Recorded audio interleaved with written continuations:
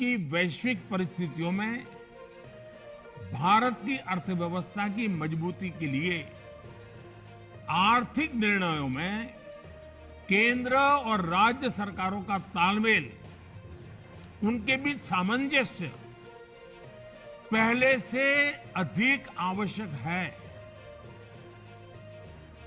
आप सभी इस बात से परिचित हैं कि जो युद्ध की परिस्थिति पैदा हुई है और जिस प्रकार से सप्लाई चेन प्रभावित हुई है, और ऐसे माहौल में दिनों दिन चुनौतियां बढ़ती जा रही हैं। ये संकट, वैश्विक संकट, अनेक चुनौतियां लेकर के आ रहा है। ऐसे संकट के समय में केंद्र और राज्यों के बीच तालमेल को, कोऑपरेटिव फेडरलिज्म की भावना को और बढ़ाना अनिवार्य हो गया है। अब मैं एक छोटा सा उदाहरण देता हूं। जैसे पेट्रोल डीजल की कीमतों का एक विषय हम सबके सामने है।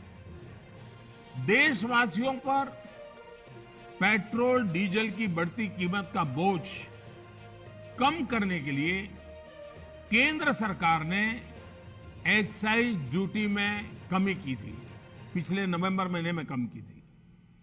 केंद्र सरकार ने राज्यों से भी आग्रह किया था कि वो अपने यहां टैक्स कम करें और ये बेनिफिट नागरिकों को ट्रांसफर करें। इसके बाद पेट्रोल डीजल की कीमतें इन राज्यों में अब भी दूसरों के मुकाबले कहीं ज्यादा है। ये एक तरह से इन राज्यों के लोगों के साथ अन्याय तो है ही, साथ ही पड़ोसी राज्यों को भी नुकसान पहुंचाता है। स्वाभाविक है कि जो राज्य टैक्स में कटौती करते हैं उन्हें राजस्व की हानि होती है। अब आपसे मेरी प्रार्थना है कि देश हित में आप पिछले नवंबर में जो करना था, 6 महीने डिले हो चुका है, अब भी आप अपने राज्य के नागरिकों को वैट कम करके इसका बेनिफिट पहुंचाइए।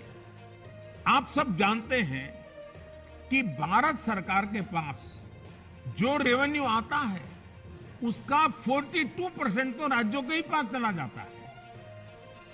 मेरा सभी राज्यों से आग्रह है कि वैश्विक संकट के इस समय में कोऑपरेटिव फेडरलिज्म की भावना पर चलते हुए एक टीम के रूप में हम सब मिलकर काम करें। मैं आपसे आग्रह करता हूं कि आप 6 महीने भले जो कुछ भी आपका रेवेन्यू बढ़ा आपके राज्य के काम आएगा, लेकिन अब पूरे देश में आप सहयोग कीजिए। ये मेरी आपको विशेष प्रार्थना है। आज साथियों, एक विषय और जिस पर भी मैं अपनी बात आज कहना चाहता हूं। देश में गर्मी तेजी से बढ़ रही है और समय से पहले बहुत गर्मी बढ़ रही है, और ऐसे समय में हम अलग अलग स्थानों पर आग की बढ़ती हुई घटनाएं भी देख रहे हैं। जंगलों में, महत्वपूर्ण इमारतों में, अस्पतालों में आग की कई घटनाएं बीते कुछ दिनों में हुई है। हम सबको याद है वो दिन कितने पीड़ादायक थे जब पिछले साल कई हॉस्पिटलों में आग लगी और वो बड़ी दर्दनाक स्थिति थी। बहुत मुश्किल समय था वो। अनेक लोगों को इन हादसों में अपनी जान गंवानी पड़ी थी। इसलिए मेरे सभी राज्यों से आग्रह है कि अभी से हम विशेषकर हॉस्पिटलों का सेफ्टी ऑडिट करवाएं, सुरक्षा के इंतजाम पुख्ता करें और प्राथमिकता के आधार पर करें। ऐसी घटनाओं से हम बच सके, ऐसी घटनाएं कम से कम हो, हमारा रिस्पांस टाइम भी कम से कम हो, जान माल की हानि ना हो।